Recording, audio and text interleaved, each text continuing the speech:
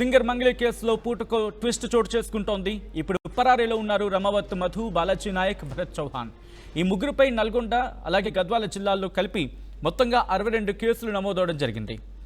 62 కేసులు సిఐడికి బదిలీ అంటే అర్థం చేసుకోవచ్చు.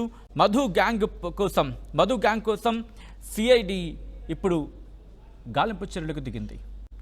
మరి ముఖ్యంగా పోలీసులు కూడా రంగంలోకి దిగడం జరిగింది. మొదటి నుంచి దీన్ని ట్రాక్ చేస్తూ వస్తున్నారు. ఇప్పుడు సిఐడి చేతికి వెళ్ళింది. ఇది సిమెంట్ కంపెనీలో పెట్టుబడుల పేరుతో కోట్లు వసూలు చేశారంటూ మాట్లాడుకుంటున్న క్రమం. ఈ కేసుతో తనకి ఎలాంటి సంబంధం లేదంటున్నారు మంగ్లీకి వ్యవహారంతో సంబంధం లేదని వీడియో రిలీజ్ చేశారు మధు. అసలు మోసం చేసిన వ్యక్తి హిమాకాంత్ రెడ్డి అంటూ కూడా చెప్పుకొచ్చారు మధు.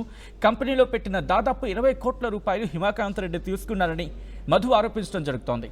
హిమాకాంత్ రెడ్డి, అడ్వకేట్ సుబ్బారావు ఇద్దరు స్నేహితులు అంటున్నారు ఆయన. ఇక సుబ్బారావును హిమాకాంత్ రెడ్డి పరిచయం చేశాడన్నాడు మధు. హిమాకాంత్ రెడ్డి నుంచి డబ్బులు వసూలు చేసి ఇన్ఫాక్ట్ డబ్బులు ఇప్పిస్తారని సుబ్బారావు చెప్పాడన్నారు. సెలబ్రిటీల నెంబర్స్ కావాలి అని, ఇన్ఫాక్ట్ సెలబ్రిటీల నెంబర్లు కావాలి నన్ను సుబ్బారావు అడిగాడు అంటూ కూడా చెప్పుకొచ్చారు మధు. బిగ్ బాస్లోకి వెళ్లాలని ప్రయత్నం చేశాడన్నారు మధు. సుబ్బారావుతో ఉన్నది అసలైన బాధితులు కాదు అంటూ మధు చేసిన వ్యాఖ్యలు ప్రస్తుతం ఇంట్రెస్టింగ్గా మారడమే కాదు, ఈ కేసుని ఇంకొక మలుపు తిప్పాయి అనుకుంటూ మాట్లాడుకుంటున్న క్రమం.